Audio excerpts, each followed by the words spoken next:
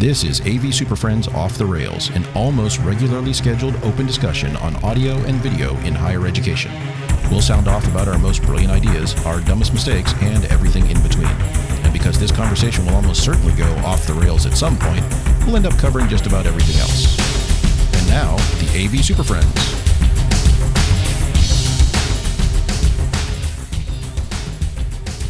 For January 21st, 2022, it's the AV SuperFriends Off the Rails. Welcome back, everybody. Time for another Friday afternoon podcast adventure. Hopefully it's Friday where you are, because it's Friday where I am. In fact, it's Friday where we all are. Everywhere, except every place right now, it is simultaneously Friday. Right now. Maybe when you're not listening to this, but I can assure you, right now, it is Friday. When we're recording this, it is Friday. That's the most important thing. My name's Chris Decter. I'm joined today by Mark, Jamie, Justin, and Larry, and two very special guests. We're joined by Raul Burriel from Oregon State University and Michael Quinones from University of Florida. And we're going to talk to them in a few minutes, but guys, feel free to jump in whenever. Welcome to the madness. Welcome in. They are here. Trust me, they are actually. They didn't say anything, but they are with us. I promise. Thank you for having me. In some they're camera shy. Yeah, camera shy on this audio only event. We're going to bring them in for this the second segment, really. But so today's show, we're going to talk about lecture capture. We're going to talk about lecture capture platforms and options and delivery and all that fun stuff. Jamie's going to share some interesting use of production switchers in classroom systems. But That's first, pretty liberal to call it production. But some production with air quotes. But what do air quotes first, sound like? We're going to do the news. And this news article actually comes from one of our special guests, Raul. So again, Raul and Michael, feel free to jump in here. This is from Campus Technology and says, this is an article titled, and the link will be in the notes there, but the article titled, Study Finds the Use of Video Boosts Learning. Interesting enough, this study is from almost a year ago, February of 2021. So if they were basing this on COVID learning times, it was very early in, as far as they only had a semester or so to look at that. But the gist of it is that they found that students who used, I guess what we call it, asynchronous video, did better in classes than students who were participating in those classes in person.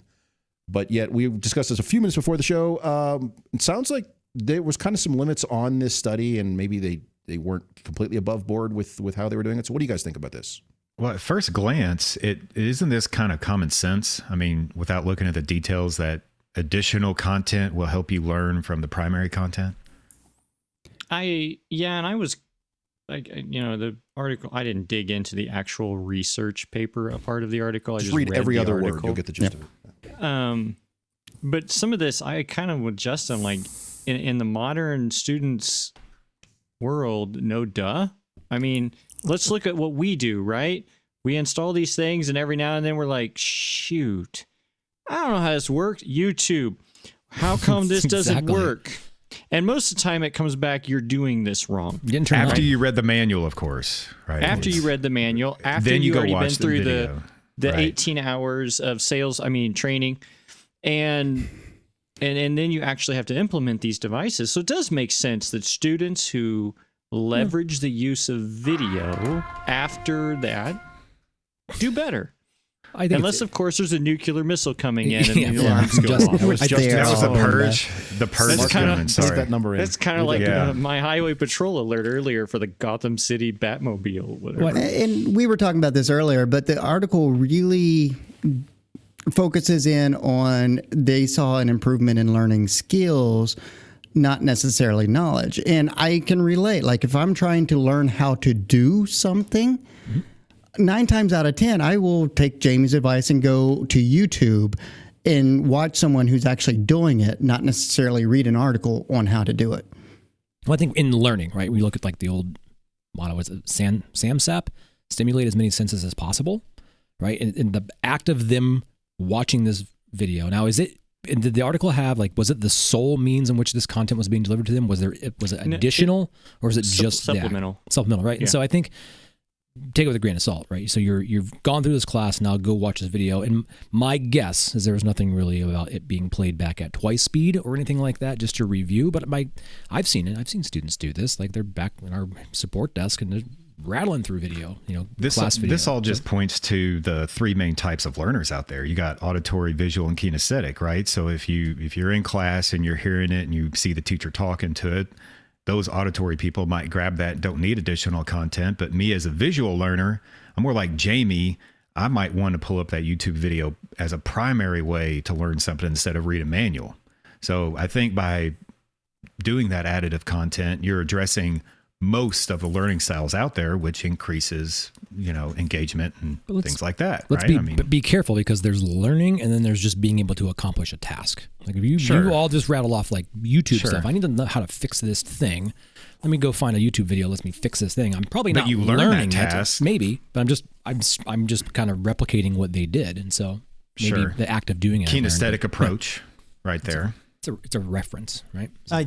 I do have to applaud them for having done this study. Ultimately, what we have is a lot of anecdotal data. Does watching a video help you learn? And we all assume, presumably it does. What we take away from this is that, you should be recording everything, and that's going to really help your students. But at least these guys have put in that commitment to do that research and put out the study. I'm reminded of what I feel is one of my favorite YouTube videos. It's a Veritasum video with the host Derek Muller talking about a lecture and how ultimately the speed of the lecturer is perfect essentially for one person in that room. Everyone else is either going to feel it's either the instructor is going too fast or he's going too slow, and in either way, those students are going to be the ones who are the most frustrated in class, which is why when you record something, it helps the students. You're doing your homework later on, you can come back to that video and jump to the point where he's explaining something. The instructor is explaining something, and you can review that material and it clicks. All our video players now have little buttons that let you play something back at 2 speed or 2.5 speed, because we all understand that you don't need to be watching everything. But it does take me back to this, again, anecdotal experience I had with an instructor on our campus, where I sat down with her and I showed her the analytics to one of her lecture videos, a full-length 50-minute lecture video, and it showed all the students who had watched that video and how much of that video each student had watched. And it went from, at the top, the students who had watched the most of that video, 99, 100%, all the way down to the bottom of the list, the students who had watched the least of that video, 0%. And the instructor pointed to the name at the bottom of that list and said, "Oh, look, that's my best student." That student had watched none of the video. So to go back to that presentation that Derek Muller had made, that is the one student in the class for whom the lecture was exactly the right speed. Everyone else needed to come back and rewatch that video. In some cases, they had to rewatch it entirely. Maybe they were absent that day. Maybe it just didn't sink in the first time. So there is definitely a benefit to recording these lectures. The question is, are we recording the right kind of material? This study, I would argue, speaks to the quality of the recording.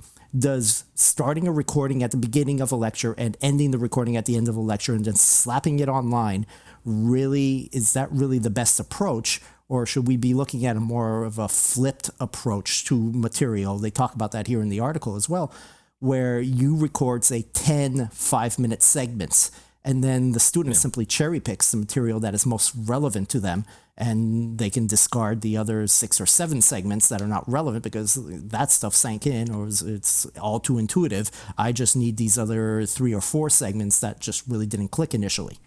So, that was one thing in the study that really stuck out to me, was they completely eliminated all the flipped classroom, all the stuff where you take advantage of the modality to customize the message for there. Mm-hmm. And so we're just recording what happens in a class, but that's probably not the best way to get this information across. How much better could it be if we took advantage of what mode the students are in to transmit the material to them? That's why I say it's like just recording. It's just surveillance, right? So it's not really, you just like, here's a camera and just watch, I guess, from afar. I want to put mad props out there for coming on and just laying the truth bombs on us. One, talking about thanks for the study because it provides metrics for the things. Metrics. We're measuring something that we do in our day-to-day lives. And then pointing out the fact that, hey, maybe short and to the point, or these things are good. Hey, I've got coming on strong. I've got a question about that. So what's that question? So that student that came in last, that was their best student that watched 0% of the video. How do you differentiate between the fact that is that person a genius? Do they watch other videos in other classes 0% of the time and they get straight A's?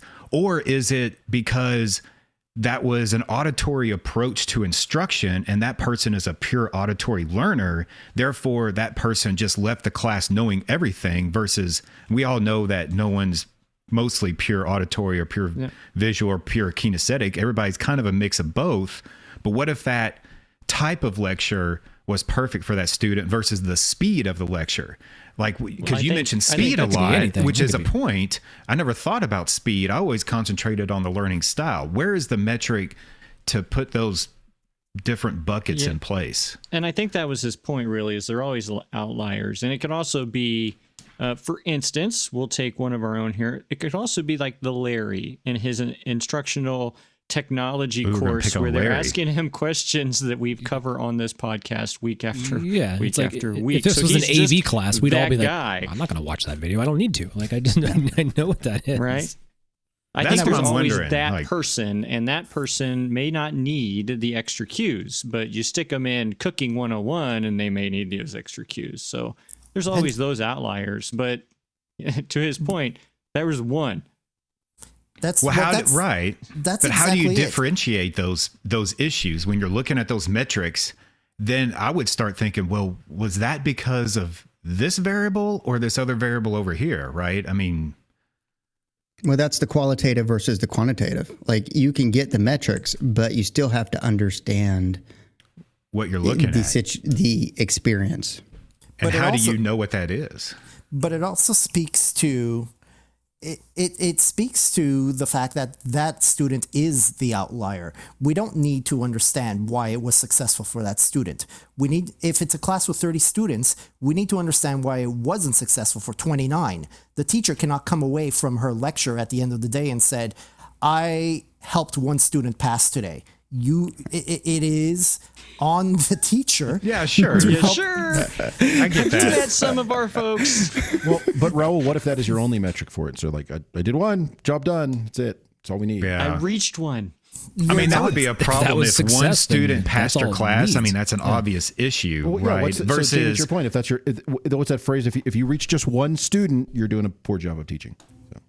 I don't know. But if that's the one who changes the world, that's the perfect amount. The problem is if you complete an entire semester and only one student in your entire class has passed, that's the problem. It's unless I showed up and said, yeah, one of you guys are getting an A, everybody else is failing, so fight amongst yourselves. But that doesn't really happen that way. It's simply a case for advocating for video, because you did your lecture, you were successful in one case. Now you need to find a way to make it available so that it works for the other 29 in that 30 student class. And one way of doing that is to add more learning materials online. And one of those learning materials would presumably be a recording of your lecture. Or elements from your lecture, as you posited earlier, that maybe it's not the whole lecture, but it's I help my kids with their math homework at night, and when they come to me and they're telling me that they need help with a certain math principle, I go to YouTube and I don't pull up somebody's 50-minute lecture. I look for that 2-minute lecture. Honestly, I always look for the shortest, the shortest video that will explain the principle to me. Yeah. I just need a reminder. It's been 30 years. I like to tell my kids, I can do this math, but it's been 30 years since I did it this way. Oh, and I know that feeling. I've seen the video. It's like, oh, I know this. I know this. I have never used this in my life, but I know this, and now I can show it to you. Yes.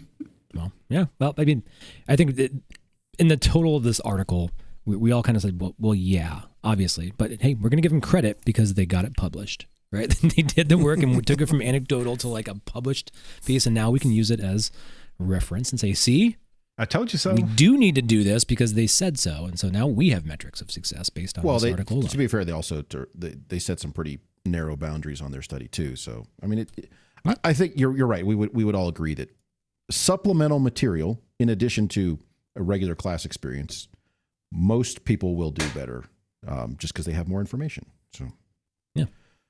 Well, there you go. Some video-related news from a year ago. That's what we do here on the show. Again, link is in the show notes. We're going to do that. And we'll come back in just a second, and we're going to go deep dive into some lecture capture. There's a great new digital magazine from Higher Ed AV Media found at higheredav.com, and we do a special monthly show where we actually stay on topic. It's a show where we try to really focus on a single topic and break it down into AV SuperFriends style. That's the AV SuperFriends on topic, found at avsuperfriends.com, higheredav.com, iTunes, Amazon, Spotify, Google, and wherever else you get your podcasts from. All right, so we're going to go deep into lecture capture here. I do want to, again, take the opportunity to thank our two special guests, so Michael Quinones and Raul Burriel. So Michael, welcome. Let's do a little bit of a formal introduction here. Welcome to the show. And this episode is your fault, so thanks for being here. I'm sorry to bring more content to the show here. So, thank you for inviting me onto the show. I'm Michael Quinones from the University of Florida. I work in academic technology support services, specifically a Tier 3 support user, but I'm a self-titled AVIT solution specialist thanks to your show now. So. It was worth it. It mattered. So our metrics of success, guys. So it worked. We reached one. We can, done. All right, shut it down. Yeah. We got an email. Woo! And also, and you've heard plenty from him because we can't get him to stop talking. Raul Burriel from Oregon State. Raul, welcome. Thank you for having me here. Sorry about the spandex suit. You guys said AV SuperFriends. I dressed the part. It looks good though. It looks great. His costume was unrelated to the show. I also work for Academic Technologies Technology Support Services at Oregon State University, and I do a little bit of everything, and including lecture capture, delivery, and recording at Oregon State. All things high bandwidth media over networks. Sounds important. Yeah. So like I said, this episode is Michael's fault. He sent an email to our mailbag link, and he said he was listening to the show and basically said, we've got a bunch of lecture capture recorders, and there's cost involved in that, and we have to manage them. So Michael, maybe do you want to kind of rehash that, give us the 15-second version of to your initial question and kind of where this conversation started with you? Yeah, for sure. So when I first got brought into the University of Florida, I was blessed with bringing on the new recording solution from an Extron recorder solution to a different capture service. And within 2 years, we found that the devices are already out of service. So they're Windows 7 embedded, so they're not following security protocols for the network services team. And they're not an inexpensive service either. So just the law school alone, where I'm stationed in, we're looking at replacing 25 recorders. And it's on a piece of paper, an extra 6 figures goes a long way within 2 years. And so how do I justify the cost of a recorder? And are there other solutions out there? That's really what I'm looking to do. And how do we best engage our students so that they get the best experience from their classes as well? There's a report that says if you record your classes, they're going to do better.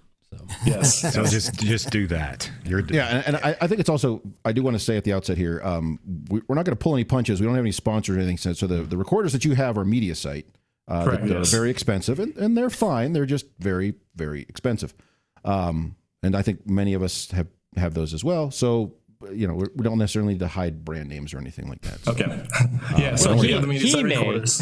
He might have too late. He may, but it's too late for that. I'm speaking strictly from just the College of Law perspective, but we do use them throughout all of UF. So if we were to capture every classroom, you're speaking over 200 classrooms, it gets very expensive at that point in time. Mm-hmm. Yes. And not including the additional hardware that has to go along with it, especially, so we switched to all over AV over IP.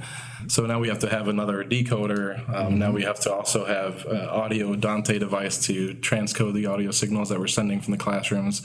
So not on top of the recorders themselves, we have multiple other solutions, services that we have to worry about for cost. The whole infrastructure. Have you, out of curiosity, part of this contract that you may or may not be in the middle of, did they also throw in the software, the software package that goes with it? I know it's an add-on, and sometimes they put it in there, and sometimes they don't. And it's been a while since I dealt with this company because I decided that it wasn't worth it.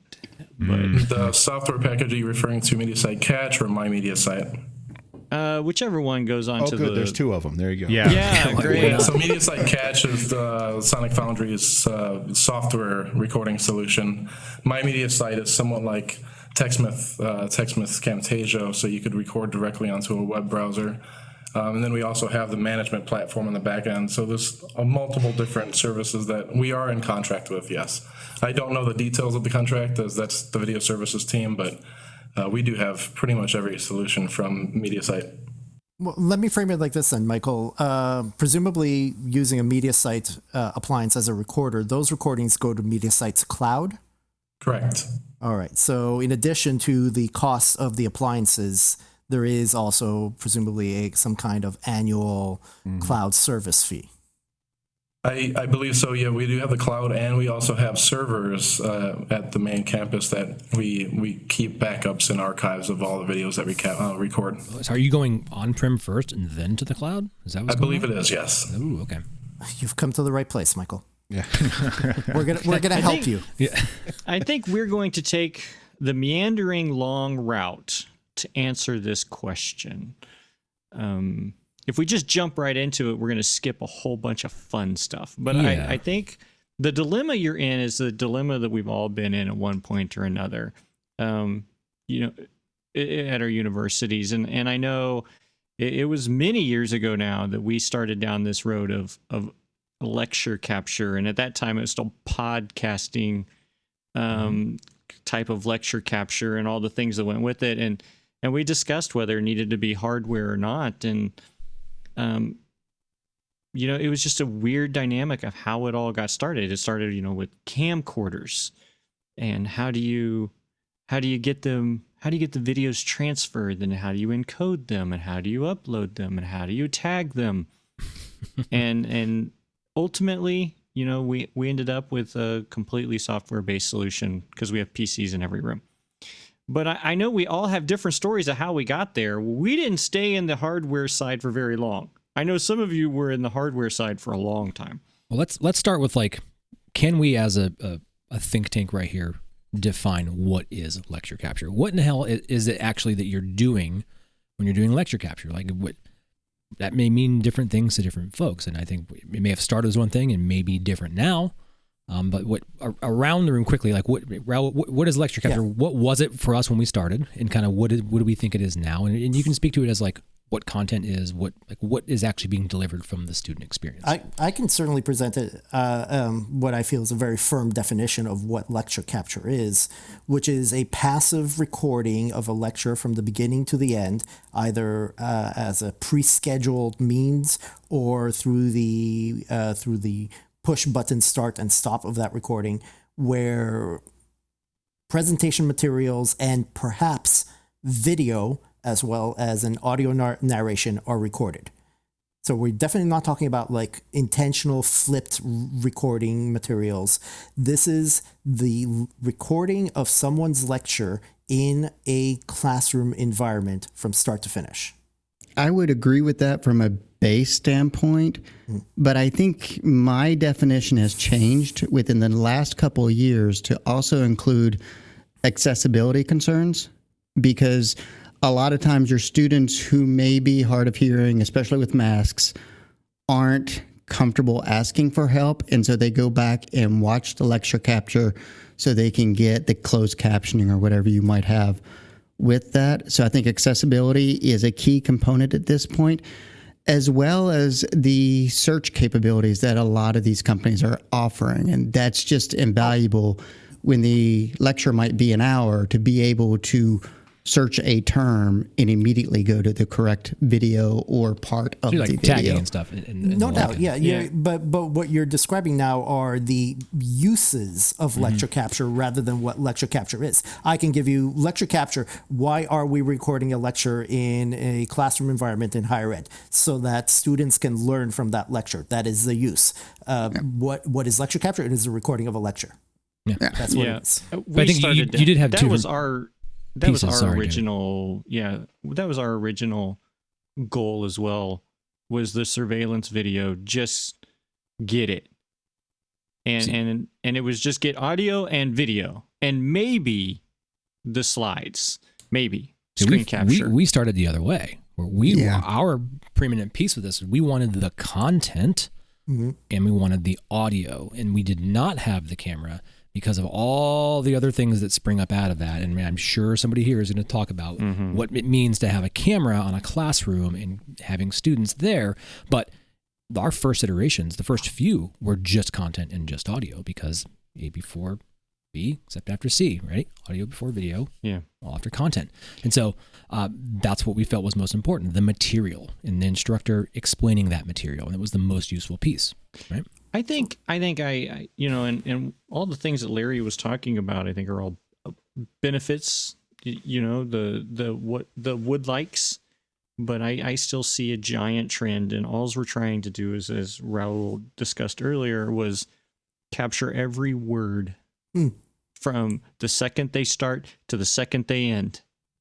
And that's not necessarily the way I think things could be used, but that's still the overwhelming majority of people's thoughts of lecture capture is capturing the lecture.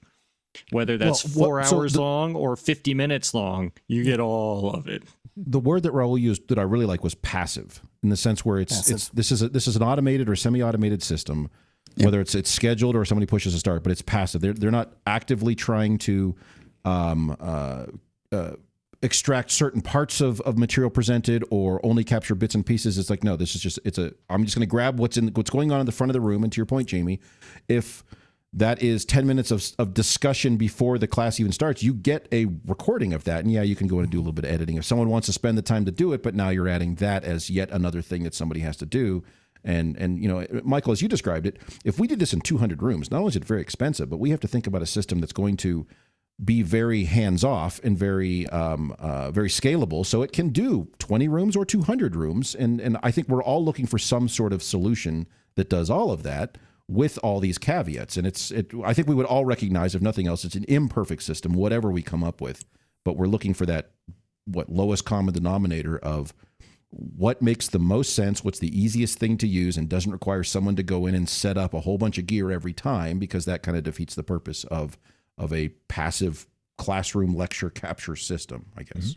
If that's fair. How many of you used hardware? I tried to skip it completely, but who used strictly hardware? You just rolled out hardware. We even did 10 at years Oregon ago. State, yeah. No. Even 10 years ago at Oregon State, yes. Yeah. Even longer than that. Yeah. I think actually this is a good opportunity maybe to explain why. Why am I here? Why is Raul in this? Hey, Raul, why are you here? Why are you here? Yeah, tell us. What do you do here? In that lounge chair. So I'm gonna, in my lounge chair. I am going to call out my my blog, blogs.oregonstate.edu/streaming. That is the end result of a number of years of research and study that actually Chris and I did in lecture capture. And what comes from that ultimately is what amounts to a report on 3 elements of lecture capture, which is hardware recording appliances, software recording appliances, and cloud delivery of your lectures. Because once you've recorded something, what do you do with it? And we've been doing this at Oregon State since the 1990s. We've been recording in some way, shape, or form a passive lecture since the 1990s. We've had our TV classrooms, and then we moved on to actually a hardware solution. We rolled out Apple's podcast producer solution, which was very costly. Just for fun, remind people what that was. Ugly too. Some people, some people have never even been around that thing. I believe it was a series of Mac Minis in classrooms that connected through the network to Apple XServe SANs in a data center on your campus. So the recording actually happened over IP on your network. And honestly, our network just was not robust at the time. And so if there was any kind of network issue at the time, the lecture did not happen. And you had to pre-schedule these. There was no push button recording. And those recordings that ended up delivered through what at the time they called iTunes U. And you actually made I it sound remember so that. much easier than it really was, because there was Why don't we like do that now? That's super easy, man. 5,000 mile of like VGA and coax cable racked with a shovel in the back of a rack with like a Canopus capture hanging in there, all cooking, just 200 degrees all year round. And obviously technology loves that type of environment. And so I remember it just being, you'd open the back of a rack and it would just be like snakes and stuff would come blasting out at you because there'd just be all this capture stuff leveled in there, and it's just. But when you talk about all year round, you're suggesting that Apple actually had an interest in this for more than a year. True, yeah. Because ultimately Apple lost interest in it, and then you had just spent tens of thousands of dollars on a system that no longer was supported. It was multiple tens of thousands of dollars because I believe there was actually a coded problem with it ultimately when it was purchased as well, and there was modifications in the software, and it was a pleasure all the way around. Just top notch. Go buy it. So fortunately, our history allowed us to invest in a couple of different generations of cloud delivery of video recordings. What we were seeing clearly was that people were making recordings, whether they were doing them in lecture capture or not. And we wanted to be very agnostic in the fact that you don't have to go to one place to watch these types of recordings and another place for those types of recordings. And we ultimately went to a cloud delivery solution for all video. For us, it was Kaltura, but you're talking about things like Panopto, you're talking about things like Yuja, even arguably MediaSite and Echo 360 are cloud delivery of video. So long as you can upload videos there, what does it matter how you recorded those lectures? And that allowed us, particularly since we were in an agnostic solution and not locked into, say, MediaSite or Echo 360, allowed us to invest into any kind of random recording appliance we wanted. And at the time, we invested in Crestron's Capture HD appliance. Ooh. Which Crestron liked so much they canceled. Yes. Yeah. It served a purpose at the time. It was that bridge to get us somewhere. Yeah, we tried that too. But it did Not a the good bridge. job. It's all about, once you record your lecture, what do you do with it? And the Crestrons uploaded everything through FTP. It was dumb. It didn't necessarily know what class it was or who had made that recording. We needed to sort that out every time a recording got uploaded. We did a lot of that manually. Arguably, it could have been done programmatically. But that is where, right now, in this current world of higher ed AV technology, is where the good lecture capture hardware is. These devices now, you can get them from Extron, you can get them from Epiphan, you can get them from Matrox, or you can get a mix of them. You are not locked in, and most of these, frankly, do not require a service contract. And they can probably cost you in the low 4 figures, not 5 figures, no service contract. I'm going to go back to the one piece of that, because Michael, I have a question for you on kind of what you had brought up before, is that the concept of ad hoc in this and going from scheduled all the time, you must be on a calendar, it goes. Because I remember when we were looking at our solutions, Raul, that we really wanted to be able to embrace the instructor who came in and said, oh my God, I forgot to schedule this. I still need to record this right now. How can I do it?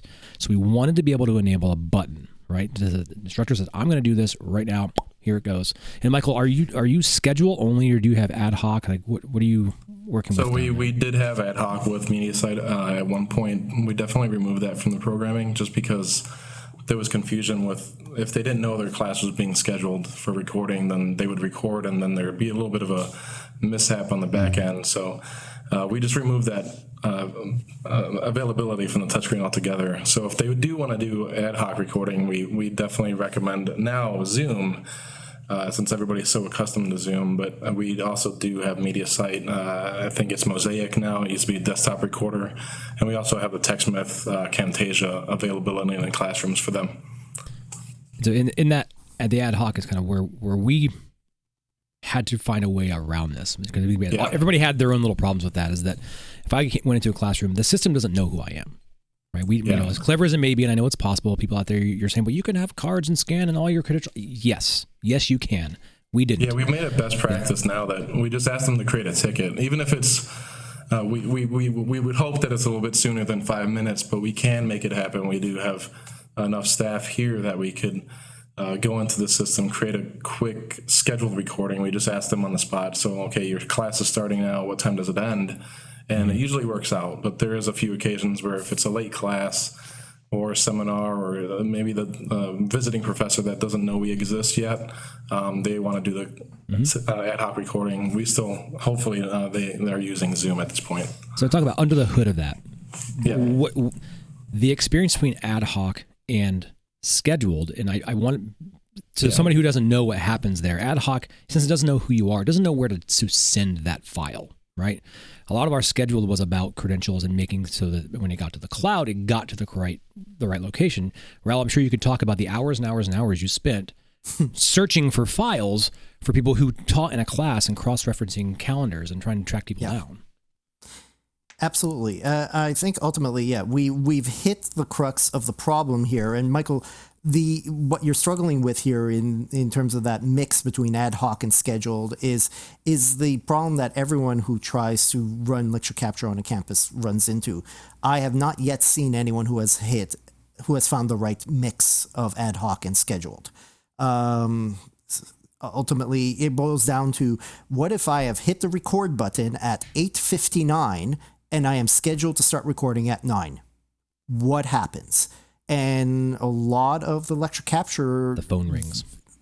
The vendors all have their own different options and solutions. It's all about which vendor you choose and what does that box do. So that mix of ad hoc and scheduled is really tough. My recommendation has always been pick one and go with it. And unfortunately, that generally means that there's going to be some people upset on one side or the other, where they always want it ad hoc or they always want it scheduled. And I think it's important, Raul, to point out that if you do that, if I go in and start an ad hoc recording and there's a schedule and starting at a minute later, it's that question of, does my recording continue or does my recording stop and a new session start? And then where does that go and where does it end up and which one is mine? So, and does the new one start without the video and audio sources because they're still tied to the previous recording? Exactly. So, or do they both just quit and you get nothing? Yeah. So all of these things that you're describing with hardware is why I skipped it completely.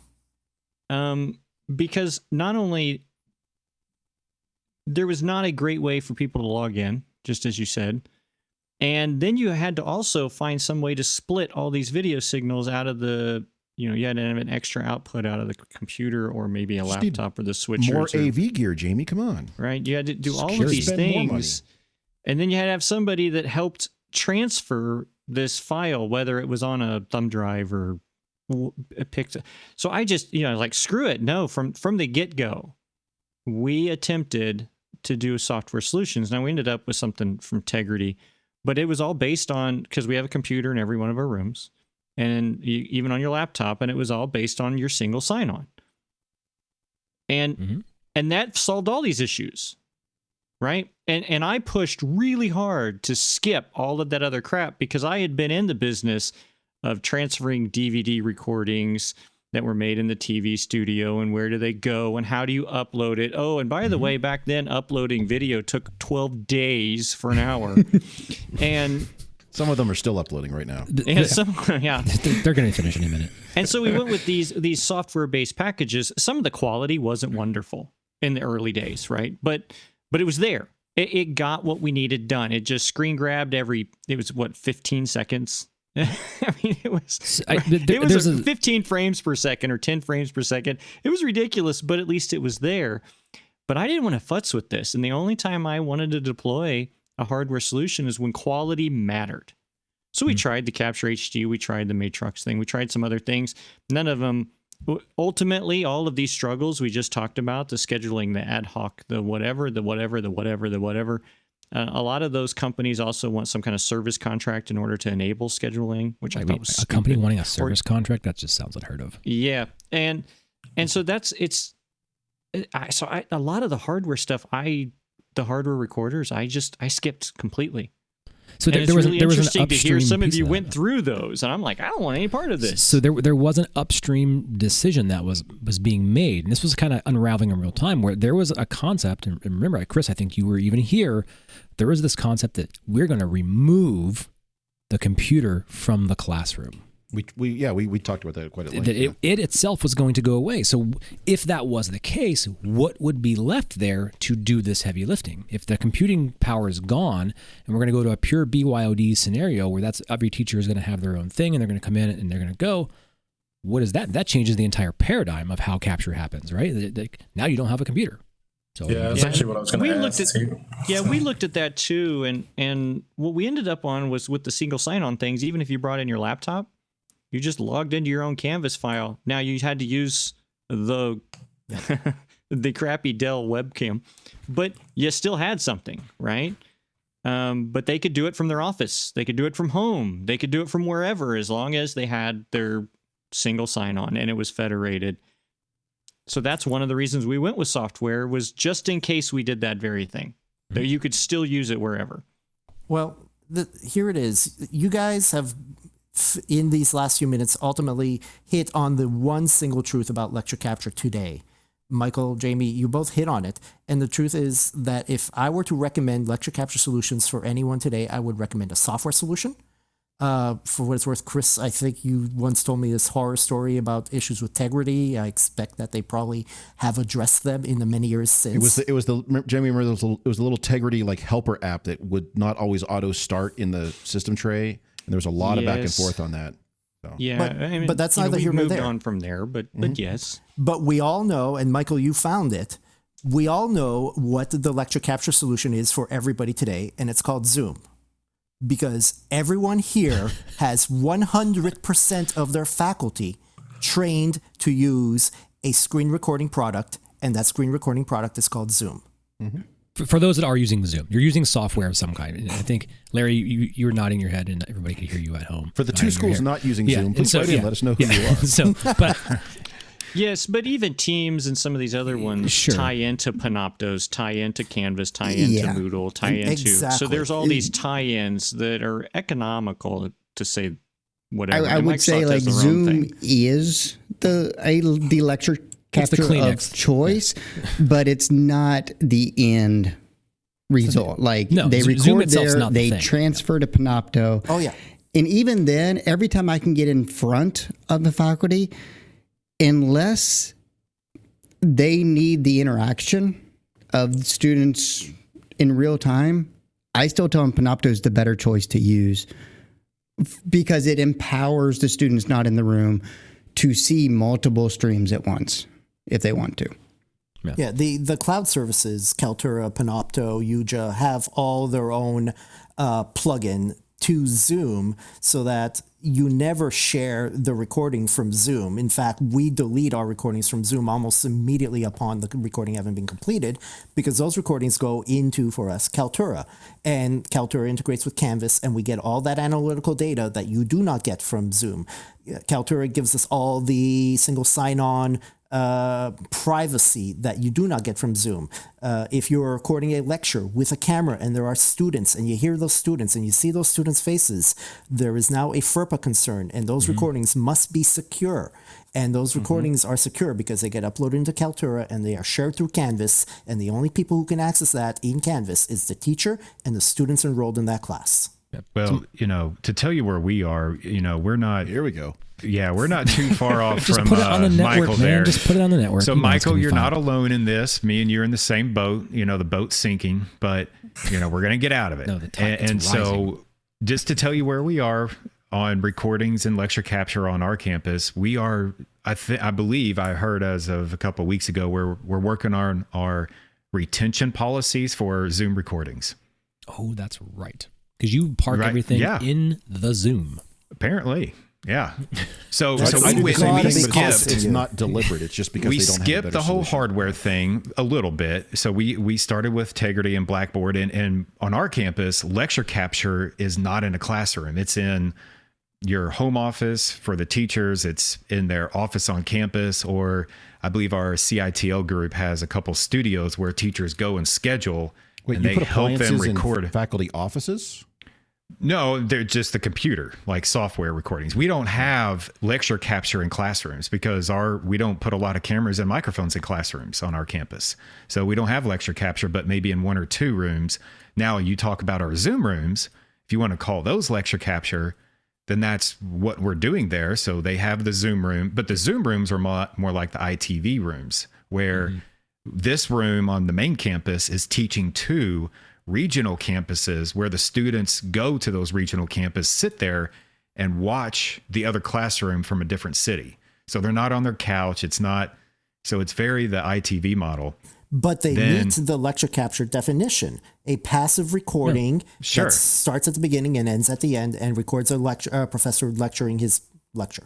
So that's all we're doing at this point in the classroom. Outside of the classroom, they're using MediaSite software. We do have 2 or 3 hardware MediaSite appliances that I'm 99% sure are not getting used because we haven't got a ticket on them and nobody's asking questions about No, them. they're working perfectly. So that might be working great. No tickets, perfect. Buy more. No tickets, everything's perfect, no problem. So that's kind of where we are. So it's pain. So, Michael, do you have a central computer in your learning spaces right now? So that's what I actually was going to ask. I've been trying to push for software solutions for the past 6 months here, and I think we were looking towards Zoom rooms in every one of our classrooms as a backend for the software recording purposes. That's another show. It also gives them the wireless opportunity. We took away the AirMedias from a lot of the spaces, but the problem we have with also at least half of our faculty is they don't use a computer. So you mentioned it before. You get the professors that love to use the chalkboard, and that's about half of our law staff here. So they don't want to ever touch the computer. They don't want to sign in. How does the software solution work in that scenario? Because they can't sign in to use a single sign-on. I don't know if it's capturing any of the video data that's coming from the computer. So if you're building a Zoom room, then you just take a whiteboard camera and put that into your Zoom room computer, and then it will capture that chalk or the markers or whatever it is, and that's your content instead of PC. So just think of that whiteboard as another PC that you've got to capture via analog with a camera somehow, and they make whiteboard cameras and stuff. Yeah, so. That's what we did get with Captivo, and we're considering doing that as well. So it's just a matter of how do we move that solution from our media site, because we have an entire team, as I said, video services. So I don't want to seem like we're purposely going away from a service that the university is providing as a whole. But again, I want to make the best solution for our students, and especially for ADA accessibility standards. I want to make sure that we're adhering to all of those. So that's where I'm stuck at. Is the software is great. I love it. I'm 100% on board. But if the professor chooses not to use it at all, how do we get that recording to happen? With most of the software solutions, if you schedule them on the back end, they will start the recording with the sources that you have already selected, whether the instructor is logged in or not. So it just runs in the background. So for instance, in our Zoom rooms, all of our Zoom rooms are pre-scheduled. So teacher walks in, the regional sites are already on, the room is on when they walk in, and they don't have to log into the computer. It just starts recording, 5 minutes before, I think, and they're off and running. And then because it is scheduled, you can map that content to their Blackboard account or whatever, and it uploads, and it's all good. Yeah, you have a very specific, the same way. Yeah, you have a specific culture, teaching culture and modality that I want to use, and I think every institution is going to have their edge pieces where it's like, no, I'm analog, right? This is what I do, and so that does represent a different type of a problem. If there's no digital touch point, so how do you automate that, right? So somebody has to do that somewhere, and you got to create that code, create that process and application layer to take care of that. And I think, going back, this is the third time I brought it up, like having that centralized computer thing was the only way we could remove that overhead cost of all these hardware appliances and all this stuff, and give us a point that gave us the flexibility and reduce complexity, I think was part of this as well. I find it interesting. We keep dancing around the BYOD thing, and that was always seen as a cost savings. But now, with the world suddenly shifting, we're like, well, this thing in the middle of the room, everything talks to it. and it gives you all those different options. So as much as we may not like trying to integrate, if that's a word with this, integrate a PC into an AV system, it does seem to be kind of the simplest solution. It's a reliability thing too. I need to be able to control as many variables as I can. If other people are bringing in their PCs that or their devices, that makes me nervous. Well, I guess the good thing about the Zoom rooms is that it handles that pretty well, where you can just hit that little inexpensive touch panel with their cooked in UI and say screen share, bring up somebody's laptop, and it joins it, as a meeting participant, if you will, share content that way. It gets recorded and you're off and running. We struggled with that, the teaching styles, especially with the professional schools, like a school of law. For us, it was the medical school, still is. But we struggled with instructors who they did not want to touch. They barely wanted to touch the piece of chalk to use the chalkboard. It was really interesting. And so in those circumstances, yes, we did have, we have a more hands-on staff. Ironically, they don't really want to log into the computer, but now they do have slide points, or they do have a picture they want to show of something. And we get that going, but we also looked at some of these, we started on some of the discussion with hardware, that there are some companies, some third-party companies, Extron's one, there's a whole bunch of them, that don't have reoccurring licensing costs. You can still get the recordings in there, and they save to Panopto or Kaltura or whatever. You can make those links so it's, quote, automated. But we also had leadership at the university that basically said, this is a strategic initiative and you're going to do it. Now, there was a lot of pushback, but that was outside of our pay grade, right? That's not in my zone. All I know is I provided you a solution. You have to decide to use it. And that's between you and your boss, whether you did or not. That was really difficult for somebody else. And so it's a tough spot for you to be in. And I'm glad you said that and asked that, because there's a lot of places that are that very way. And you kind of reminded me that the professional schools sometimes are a little bit more stubborn about self-driving things, even if it's just signing on. Yeah. You brought up a little bit, Jamie, like the cultural piece of this and kind of the instructor mentality on it. There are still instructors today who do not want to record, that are just like, no, I don't want to do this. Ooh. And I'm always amazed that I'll see it and like, oh, the students are asking me if I can do this.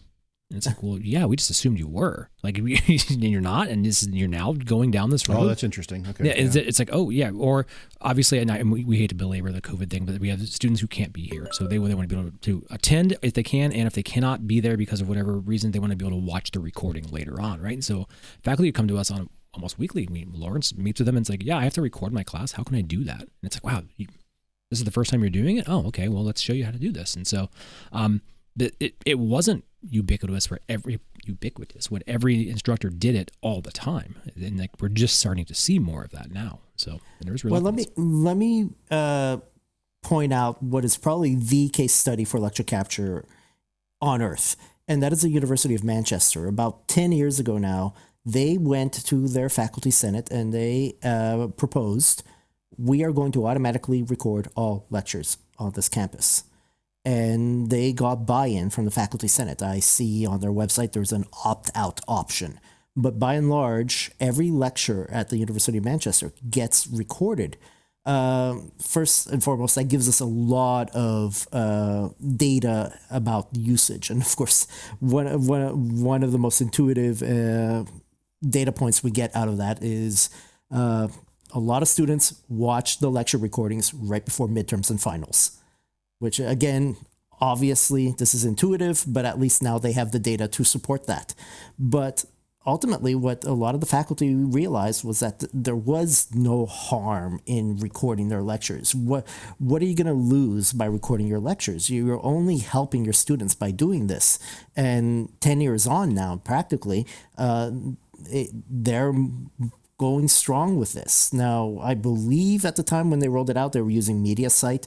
It's neither here nor there. They had appliances, they had a cloud service, they uploaded everything there. What I do want to take away from that one solution is the one problem with every hardware solution that we have these days, and that's called Apple. And that is HDCP, or HDCP for our American friends. You plug in an Apple laptop to a recording appliance, and whether you get video or audio out of that thing is really a gamble. It's 50-50. And if Depending on what mood it's in. There it is. But if you are running Zoom on a MacBook, it's going to record your screen. It's just going to record your screen. There's no HDCP issue there because you're not worried about it. If you look at the University of Manchester's website right now and it tells you how to record from your Apple device, it tells you use VGA. And then your students are going to ask, why is this video 640 by 480? It's like, because it's SD. So Raul, I need to introduce you to a thing called the digital fixer. I'm familiar with these things. Yeah, they work. It works. But it's just, it works until they find a way to make it not work anymore. No. Yeah, that capture, being aware of all those different elements becomes like Pandora's box, right? And it's like, oh, I want to capture this and plug it in, and the HDCP run around, and then the instructor, well, can't you guys just fix that? It's like, well, legally, no. No, I'm not really supposed to do that. Technically, I can, but yeah, it's not something I want to do just for you. So I want to come back to Michael on this one because you posed this original question as to like, hey, we've got all this lecture capture stuff, and it seems kind of a little clunky, or maybe this is a better way to do it. So we've been kind of jawing around this for about 45 minutes now. Have we answered that question? I'm guessing no, but I mean, have we answered that, or are there answers that been helpful? I wanted to already go with it, but it seems like everybody else is on the same page. It sounds like Zoom is the best option for it. Not to prefer one brand over the other, but we are going to test out a few Zoom rooms and have them in the back end alongside of our MediaSite recorders this semester, because we do actually record all of our classes right now. Mainly COVID helped push that initiative, but it's better to have the recording on the back end and have it for somebody that needs it versus not have it and somebody who wants it. So we're probably going to do that here coming up in the next couple of weeks now, since it sounds like the best option, especially with HDCP. Yeah, well, I think also is like, and I did want to kind of go through really quick. Is like what components make up a complete lecture capture ecosystem? Like, what do you need to have in place to kind of really do this for people who've never really gone down this road or maybe thinking about it? Like, there's some pieces of this. It doesn't just stop with Zoom. It's not just a box in the classroom. It's not just an online thing. Raul, can you give us the crash course through of the elements you think? I was going to ask the same questions. Like, for folks who are just, they're getting into this or they want to improve, there's a lot of questions that you can ask and be more prepared for that you don't have to learn the hard way. So I'm glad Mark brought that. So my next point too is, how do you make this successful? Mm-hmm. Great, I have Panopto. Now what? Right. Ultimately, and the truth is, a lot of this, the technology support services unit is going to have to make transparent to the user, from the recording aspects of it. And what we talk about when we talk about recording is recording your screen, maybe recording a camera, recording the audio. So we're talking now about microphones. Is it just one microphone? Is it a lavalier microphone? Is it a ceiling microphone? Are you going to take questions from students? If you're going to take questions from students, are you putting microphones on the desks, or are they going to be on the ceiling? And then how do you mix all of this so that it goes into your recording device, whether it is a computer or some kind of hardware appliance, and then it gets recorded. It gets recorded, becomes presumably an MP4 on a recording appliance or computer, and then where does that go? So then it has to go presumably into a server or something in the cloud. So we've talked about Panopto, Kaltura, Yuja, and a few of these other cloud services. A MediaSite is a cloud service for storing your videos. And then once it goes into that, is that thing, do you then send out a link from there, or does that integrate into your LMS? Most of these cloud services now integrate into Blackboard, Canvas, Moodle, so that for us, it is transparent. And for what it's worth, Michael, I promise you, you have had faculty that have gone into your MediaSite classrooms opened up a computer, run Zoom, and recorded themselves in Zoom, despite the fact that they had media sites available to them. Yeah, But- we definitely have. Yeah, and we like to record the recording of the Zoom through MediaSite. It's always There you fun. go. Nice. So we The have mirroring effect. So we have faculty that go into a classroom. We have explained to them, it's Zoom. It's Zoom. You've been using Zoom for 2 years now. You know how to use Zoom. You hit that record button, you're recording. Or when your meeting starts, you have checked the box, and now it just automatically starts recording. When your recording ends, it uploads. You have to use the microphone. You can't speak loud enough for us to hear you if you're not using the microphone. If you're going to use the cameras, Mark's set our rooms up in such a way that the cameras now feed into the computer. They are a camera source in Zoom. We know how to choose cameras in Zoom. Oh, you're looking at the wrong camera. Here, let me choose the other camera. We all know how to do this. You choose your right microphone. Oh, you can't hear me. It's because I have the wrong microphone. Let me choose the right microphone. All of this becomes a recording in Zoom that uploads into Zoom. For us, it transfers into Kaltura, and then you, as the instructor, you go into Canvas. You go into Canvas, you click to where your videos are. Oh, look, there's my video. You click the share button, and now you've shared it with your students. Oh, I've been listening. You be taking notes though? Come on. Taking notes right now. Oh yeah, that's not the to problem. It's actually doing what we're talking about becomes the issue, right? It's quite a heavy haul. Well, it's not just the heavy haul on the IT side, but it's the buy-in, it's the adoption. Because when I go and talk to an instructor, and their little comment back to me is, students need to be in class unless they're dying. We are not putting cameras and microphones in my classrooms. So it's a cultural thing. It's an adoption thing. It's a buy-in thing. But it sounds like, for Michael, he already has the buy-in. He just has to transform now. Well, maybe not so much buy-in, maybe a little buy-in. Yeah, from a legal perspective, we've had a few professors that expressed their concerns about being recorded, especially when it came to the video recording, because we do video, audio, we do the trifecta, the content, video, audio. Yep. So they brought into the fine print. Well, you're allowed to record me with audio, but I'm not allowed. You're not allowed to do video, and I'm not showing any content in the class. So make sure that that's not there either. So you're doing podcasts. But we do have all of them, and I guess this semester the dean put in fine print when they started the classes that they'll all be recorded under the pretense that they're accessible students viewing only, unless otherwise provided by the professor. So. Yeah, we had the same pushback, and we also had concerns about who now owns the intellectual property once it's created. Well, I mean, you think of it just like, going to a concert and you break your camera out and you start recording them. Like, what are you doing with that? That's how teachers think of some of their content. They own it, even though they're hired by the university to teach it. We had a couple of instructors that did that, right? Like, I don't want to do this because what if they keep my thing? I said, here's the easy answer. You ready? Just make sure that you record a student one time, just even a word or a picture in every one of your things, because it has to be thrown away at the end of the semester. It's a legal thing. Oh, that's brilliant. Done. Just make sure somebody's standing next to you before the end of the class, and you're golden. There you go. Oh, done. Because they have to trash them. Can't keep them. Students on there. There you go. Well, I think if nothing else, we've determined that lecture capture is a very big topic, and one that we're certainly not going to hash out all the details. We didn't get into things like metadata and I know, right? Delivery options. And didn't say metaverse, Justin. He said metadata. Yeah, and we're in the metaverse. There are places for hardware recorders and why they make sense. Absolutely. Though we did mention that there are ones that don't have maybe overly egregious annual license fees attached to them that have to be thrown out after 2 years. Thanks. So anyway, I would say we should probably plan to come back.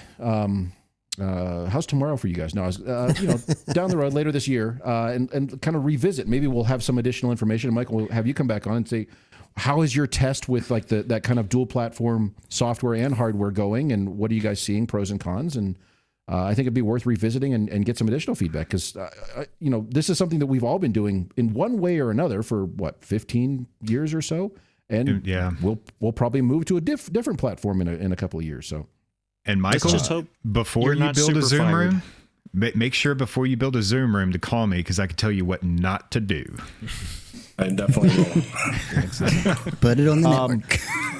But in the meantime, we're going to take a quick break so Mark can dump this recording and we don't lose the file. And then we'll come back and Jamie's going to share his experiences in duct taping semi-production equipment into a proper classroom system.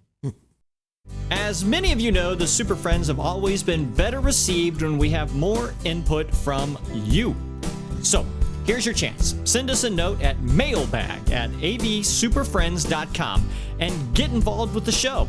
We're looking for some topics to discuss, some fellow nerds to talk to, or just general AV awesomeness to brag about. But remember, we'll probably steal your ideas. And I suppose we'd take some criticism, but that wouldn't be very nice. Anyway, drop us a note at mailbag@avsuperfriends.com and find out how quickly we ask you to join this nonsense. So for our last little bit here, staying on the general topic of lecture capture, and Raul, you mentioned actually on the last segment, was we now can wedge all these cameras in the classroom into the computer. We can do that and part of the AV system. It's great, and we do that through USB encoders, and it's pretty standard. Jamie brought up an interesting idea a few weeks ago, and he said, I've got a thing I've been doing, which is using a gear that most of us probably wouldn't think to place in a traditional teaching space. He's been using some of the gear from Blackmagic to make this happen. So, Jamie, talk about your use of these ATEM switchers. Yeah, so we have the same issue that many of us have, right? That great, high flex is here. We're gonna have multiple cameras. Yay! How do you switch them? But your instructors they're not directors and producers. They don't do it just automatically. Yeah. A patch panel. How can we make this work? And great. And what we found out was, if you run them through a matrix switch, you have this time clock problem, right? It clicks. Or if you have a cheap SDI one, you get the same thing, right? They're not gen synced. You get these dropouts. If you run multiple USB lines and you expect them in whatever video capture software they have to pick camera 1, camera 2, good luck, right? So Blackmagic had that ATEM Mini, right? These things are $300 for the cheapest one, $300. And I'd been eyeballing one for myself anyway, just to fiddle with. And I got it and I thought, it's a capture device. It has 4 inputs, HDMI, now it's 1080p, whatever. That's perfectly fine for whatever I want to do. It ends HDMI up on inputs. Zoom at 360p. So so fine. And I was like, what do you know? So, I start futzing with it, and there's an API. And it's wonderful. I've got them. I'm taking these ATEM Minis, $300. Now, if I buy the Magwell, $400 to $500, right? For a single HDMI input. Now, I have 4. With an output if I want, or a multi-view if I want. It has all the transitions. Hey, go look at their stuff. It's a cool little device. You want that star wipe. It has star wipe. It has picture in picture, picture by picture. It has chroma key. It has all of these very simple, basic, at-home YouTube producer kind of things. What I really liked is it's got the USB device directly to the computer. It just shows up as a capture device. It just shows up. It's gen locked, so there is no switching, and you can do all the stuff. They don't really tout it, but the network port on it, Blackmagic actually allowed the API to be opened up. And it's not just Blackmagic to Blackmagic. You can use a computer and stream directly to the YouTube. The YouTube is this new thing. YouTube. I don't know if you've heard about the Twitch. It'll never take It's off. the Twitch and the Tube. And so I put one in, and we run a lot of Extron here. And look, it handles? I put them in the back of the rack with all the cameras attached to it. They're never allowed to be touched by the end user. I can run audio feeds into it if I want to from the DSP. It's one connection to the computer. I use the HDMI output to another capture device for a laptop. So now I have dual capture, dual streams out of this single box. It's all Genlock cameras. You can get up to 4. You know, they have a lot of more fancier models now, but I've used it now with Extron. I've used it now with QSC. Right from the core and the QSC touch panels or through another thing. I'm not a Crestron guy, but the API's there, so I'm sure the rest of you could grab one of these things up. Look, I'm telling you, for $300, if it lasts me 2 years and I get 4 switches, I'm golden. I think it's worth Paid a for look. itself, yeah. $300. Yeah, take a gander at it. You'd be very surprised about how capable this little box is, and it's cheaper than single input deals. Well, You don't get 4K. Maybe not cheaper, but it's right at the same price point. But to your point, you get all these additional capabilities. And my concern is if I'm going to bury a little production switcher in the back of a rack somewhere, it's going to cook itself to death. But if I'm getting that many more features for the same price as, you know, another one that I could have to replace it in 2 years, you know, so be it. Why not? So especially both when gonna you control cook. and do all those things. It's have you gotten your hands on one? It's actually a metal can. It's not a plastic can. It's a metal can. It's It'll still actually cook itself. What those Black pretty Magic, well they like to get built. real hot. You can they warm your coffee usually, the little adapters and stuff. So Put your food in there at the beginning of class. It's nice and warm I was again. surprised. I have had mixed. I like Black Magic's product, but in putting it into an integrated solution like we've been doing, like we do, I've had various levels of success. Sometimes it works and sometimes it doesn't. And this one, it's shoehorning it into our areas, and it just I can do the transitions between one camera and another. We have a couple of presentation spaces that are more challenging. They have pillars in the middle of it. And so as you walk into this other area, as you walk through the pillar, the little motion sensor sees you and does a nice little fade to you coming out of the pillar on the other side. It's like Fancy. magic. And you can do these. like Yeah, black it's magic. magic. And I didn't have anything else. It was black magic. $300. Give it a try. Look into it. Take it serious. I think some of us may find it being very useful, especially in multi-camera, simple to use lecture capture areas. No, it's So an to play intriguing devil's idea. And I do want to look advocate- at that. So to Yeah, play Larry, do devil advocate, in 2 years when that needs to be replaced, because it's Black Magic, I like their stuff, but I've used them in production environments where I'm not expecting to get a life cycle out of them. So as you said, every 2 years. What happens when they quit making it in 2 years? Aja. Find a new whiz bang. Well, hopefully by then, most of the things I have, we have some kind of network stream, whether it's NDI or some other thing. It's all software, Larry. Hopefully- Have you not been listening? It's just bypass everything and go straight there. I'm going to Cat put it 5. on the network and just beam it straight to your goggles for We XR. know how that works. Oh, it's gonna be XR. Yeah, there we go. By the time this thing dies, the metaverse will be full blown, and I won't need it because Ready Player One, here we come. God. I guess at least one Jamie agrees. Take it for a test ride and see if it works out for you. But plan your service interval accordingly for that $300 investment. Yeah, that's just a big USB hub and a bunch of more Magwells. I mean, it's no big deal, Larry. I mean, it's easy to replace. USB hub, Magwells, no problem. Got it. The first one I put in, it's been in for over a year. And about 20 students to make this rounds around campus. All right. Over a year. So Yeah, it's definitely an intriguing prospect to look at and just see how this compares. Because even if you do have to replace it, it's the same price point. So, well, there we go. That's a tip from Jamie on using some production-ish stuff in a installed classroom, and we'll see how it goes. Again, big thanks to Raul and Michael for being here. We'll come back. We'll do some more talk on lecture capture and see how it's going for everybody. We'll catch you next time. Well, we've managed to ruin yet another episode of AV SuperFriends Off the Rails. You can contact us with questions, topic ideas, or general complaints at mailbag@avsuperfriends.com. If you complain loud enough, we might just invite you on the show. Nice work, everyone. Sharp broadcast. Really good. Everyone on the floor as well. Really a lot of hustle. I liked it. The opinions expressed by the AV SuperFriends are solely those of the individuals and do not represent their respective institutions, organizations, companies, or clients.